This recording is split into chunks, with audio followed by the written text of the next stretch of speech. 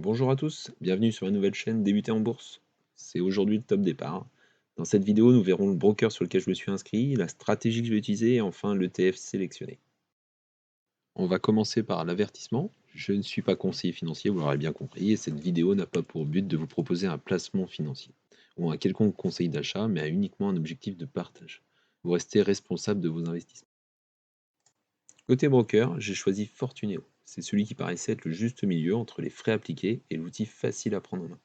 Contrairement à une banque classique, il n'y a pas de frais d'inactivité ou de garde et aucun frais de sortie. Et le dépôt minimum n'est pas excessif à 100 euros.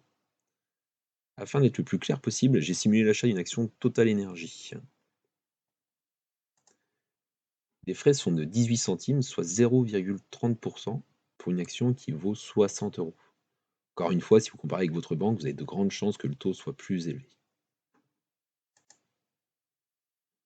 Second cas, je suis parti sur un ETF. C'est ce que j'ai réalisé en l'occurrence. Donc les frais sont différents, c'est les frais qui sont appliqués par le fournisseur d'ETF.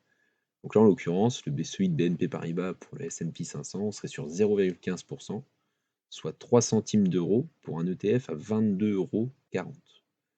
Et vous voyez que par contre, cette fois-ci, les frais sont récurrents, qui reviennent tous les ans de manière annuelle.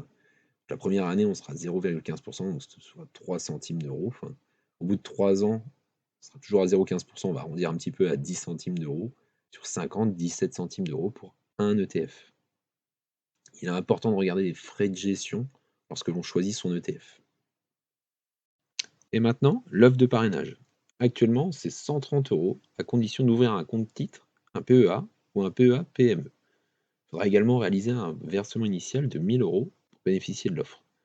Pareil, si vous êtes sur un autre broker, vous pouvez en bénéficier en effectuant un transfert. Dans ce cas, le primo-versement n'est pas obligatoire. Rien de plus simple pour l'obtenir, il vous suffit de renseigner un code parrain lors de la souscription. Si vous n'en avez pas, je vous mettrai dans la description mon code de parrainage. Pour vous donner un exemple concret, j'ai souscrit à Fortuneo le 22 décembre avec un code parrain que j'avais récupéré sur une vidéo YouTube, et le 30 décembre, j'obtenais le versement. Voilà, le délai est plutôt rapide, l'offre était un petit peu moins intéressante en décembre, le filleul avait 120 euros. Le point important, le versement n'est pas fait sur votre PEA ou compte titre, mais sur votre compte courant Fortuneo. Vous n'êtes pas dans l'obligation d'utiliser cet argent pour la bourse. À titre d'exemple, je vous ai mis mon extrait de compte. Je vais maintenant vous présenter la stratégie que je compte appliquer, la méthode DCA, le Dollar Cost Average. Le principe est d'investir une somme fixe à un intervalle régulier. Cela vous permet de lisser le prix de revient unitaire d'une action, le PRU. Dans l'exemple, on investit 1000 euros tous les mois sur le même actif. Le premier jour, pour une action à 10 euros, on aura 100 titres. Le mois suivant, le cours monte. Avec nos 1000 euros, nous aurons uniquement 83 titres. Le mois suivant, grosse chute, le cours est évalué à 8 euros, nous obtiendrons 125 titres. Le mois suivant, reprise à 10 euros, donc pour 1000 euros, nous aurons 100 titres.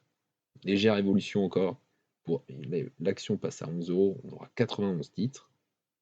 Nouvelle chute à 7 euros, on obtiendra 143 titres. Et le dernier mois, l'action revient à 10 euros, son prix de départ, nous aurons une nouvelle fois 100 titres. Après les 6 mois passés, on possède 742 actions et le PRU est de 9,43 €. En investissant régulièrement et toujours le même montant, on a pu lisser ce PRU et ainsi diminuer le risque. Par ailleurs, lorsque le cours revient à son prix d'origine 10 euros, la performance du titre est de 6% de rentabilité si vous les vendez. Pareil, point très important en bourse, vous ne ferez jamais fortune en 3 jours. Sauf cas exceptionnel, il faudra être patient et ne pas avoir besoin de l'argent investi, sinon vous serez amené à faire des erreurs, vendre au plus bas et acheter au plus haut. On va désormais rentrer dans le vif du sujet, mon choix d'ETF pour commencer. Donc un ETF, c'est un fonds qui cherche à reproduire le plus fidèlement possible un indice boursier, comme par exemple le CAC 40, qui est le plus connu en France. De mon côté, mon choix s'est porté sur un marché plutôt américain, où j'ai choisi un ETF répliquant le S&P 500. Donc le S&P 500, c'est un indice boursier sur les 500 grandes sociétés cotées aux États-Unis. Il couvre environ 80% du marché américain en termes de capitalisation. Donc j'ai retenu celui qui était émis par la BNP Paribas, qui me paraissait être le plus intéressant. Dans un premier temps, pour le montant de ses actifs, 1,924 milliard, c'est énorme. Ses frais de gestion réduits à 0,15%, son cours attractif, 22,43 €, et surtout il est éligible au PE. Il est composé en grande partie d'actions de la tech, comme Apple, Microsoft, Nvidia, mais également d'actions de la finance, de la santé, de l'industrie et un panel assez large. Je vous ai mis les 10 principales positions et la répartition par secteur. En termes de performance, il est clairement plus fort que ce que je pourrais envisager si j'essayais de me composer un portefeuille moi-même, en achetant mes actions. Depuis le début de l'année, il est déjà presque 5%, sur un an 23%, sur 5 ans la mise de départ est plus que doublée. Si vous regardez le graphe, on voit que l'année 2023 termine à plus de 20%, 2021 à presque 40%, 2019 à plus de 30%. En 2022, l'année est assez compliquée, l'indice sous-performe à plus de moins 10%. Alors, on ne peut pas gagner à tous les coups, hein. Vous remarquerez que l'ETF est toujours légèrement au-dessus de l'indice qu'il réplique. Pour résumer, je vais appliquer la méthode DCA sur l'ETF BNP Paribas, qui réplique le S&P 500. Je pense en acheter 3 par semaine afin d'essayer d'obtenir un lissage optimal. Voilà, c'est la fin de cette première vidéo. Si vous l'avez appréciée, n'hésitez pas à me mettre un pouce, ça fait toujours plaisir, et à vous abonner. Pour la prochaine, je vais tâcher d'établir un fichier de suivi et trouver un autre ETF afin de diversifier mon portefeuille.